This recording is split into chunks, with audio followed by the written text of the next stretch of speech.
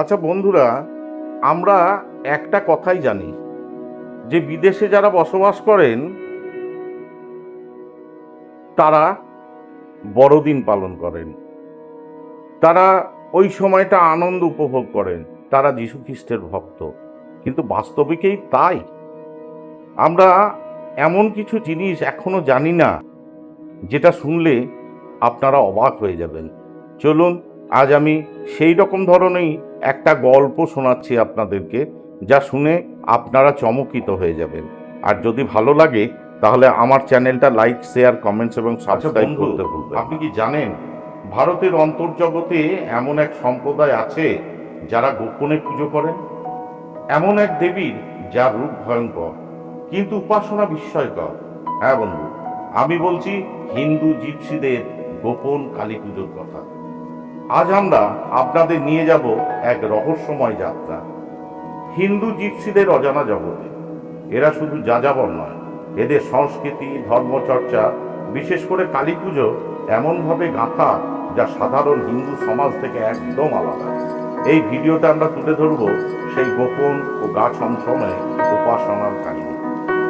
ভারতের বেশিরভাগ মানুষই হিন্দু জিপসি সম্প্রদায় বা বাঞ্জারা, লাম্বাদি ইত্যাদি নামে পরিচিত এই যাযাবর গোষ্ঠীর ধর্মীয় রীতিনীতির সঙ্গে পরিচিত নয়। এদের জীবনধারা, বিশ্বাস ও উপাসনার ধরন ভিন্নভাবে ভিন্ন। বিশেষ করে কালীমাতার প্রতি এদের শ্রদ্ধা ও ভক্তি এতটাই গভীর যা অনেক সময় সাধারণ মানুষ ভয় বা কুসংস্কার হিসাবে দেখে। কেউ বলে এরা তন্ত্র সাধনা করে, কেউ আবার ভয় পায় এদের রাতের আচার অনুষ্ঠান দেখে। প্রধান ধারার সমাজে এখনো এদের অনেকেই প্রিমিটিভ, অশিক্ষিত, এমনকি অভিশপ্ত বলে অবজ্ঞা করে। কিন্তু বাস্তবটা অনেক গভীর ও সম্মানজনক। যদি আমরা মন খুলে দেখি, বাঞ্জারা বা লাম্বাদি গোষ্ঠীর ইতিহাস বহু প্রাচীন।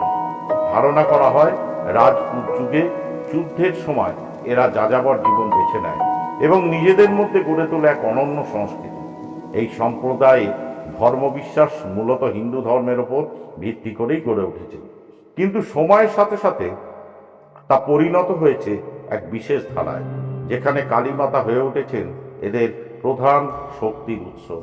কালী এখানে শুধু ধ্বংসের প্রতীক নয়, বরং নতুন শুরুর প্রতীক।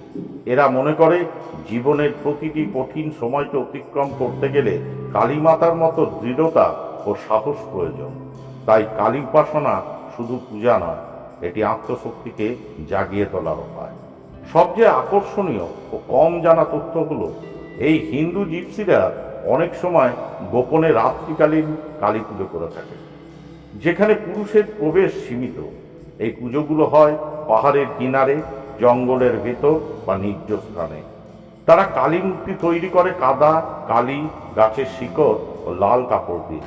তাদের পূজার মূল লক্ষ্য হয় ভয় জয় করে শক্তিকে আহ্বান করা। তারা বাজনা বাজায়, ঢোল, মাদল, কাঁসি। নারীরা একসঙ্গে নৃত্য করে, গান গায় কালীকে ডেকে আনার জন্য। এই আচারকে তারা বলে রাত কা ডাক, অর্থাৎ মা কালীকে আহ্বান করা হয় ডাকে। এই পূজায় তারা বিশ্বাস করে মা স্বয়ং তাদের আশীর্বাদ দিয়ে যান। কখনো ঘোর লেগে কারো শরীরে মাতার আগমনও হয় বলে দাবি। এটা শুধু ধর্ম নয়, এক শক্তিশালী মানসিক ও আধ্যাত্মিক অভিজ্ঞতা। এই যাযাবর হিন্দু গোষ্ঠীর কালী পূজা এক নিখুঁত আত্মার খোঁজ, এক আত্মিক শক্তির আহ্বান। এটা কুসংস্কার নয়, বরং এক গভীর সাধনার রূপ। তাদের সংস্কৃতি যতটাই প্রাচীন, ঠিক ততটাই প্রাসঙ্গিক। আপনি কি আগে জানতেন এই গোষ্ঠীর কালী উপাসনার এই গোপন দিকগুলো? আপনার মতামত জানাতে ভুলবেন না বন্ধু, কমেন্টসে জানান আপনারা। আর যদি ভারতীয় আধ্যাত্মিক সংস্কৃতি ভালোবাসেন তাহলে পরের ভিডিও মিস করবেন না, যেখানে আমরা জানাবো ভারতের সুফি দরগার রহস্যময় জগতের কথা। তাহলে বন্ধু, ভিডিওটা আপনাদের কেমন লাগলো আপনারা অতি অবশ্যই কমেন্টস করুন, তাতে ভালোই হোক বা খারাপ হোক। আশা করি আপনাদের ভিডিওটা ভালো লেগে থাকবে। আর যদি ভালো লাগে তাহলে আর বলবো না, আমার চ্যানেলকে আপনারা সাবস্ক্রাইব করে দেবেন, এটাই আমার কাছে রিকোয়েস্ট। এই শিবাঙ্গী ব্যানার্জি চ্যানেলে আমি অনেক ভিডিও দিয়েছি, কিন্তু এখনো পর্যন্ত সেই রকমভাবে আমি কোনো রেসপন্স পাইনি। আপনাদের একটা রেসপন্স, একটা ভিউ, একটা সাবস্ক্রাইব পরবর্তী দিনে আমাকে আরও ভালো ভিডিও বানাতে সহযোগিতা করবে। চলুন আজ এই পর্যন্ত, ভালো থাকুন, শুভরাত্রি।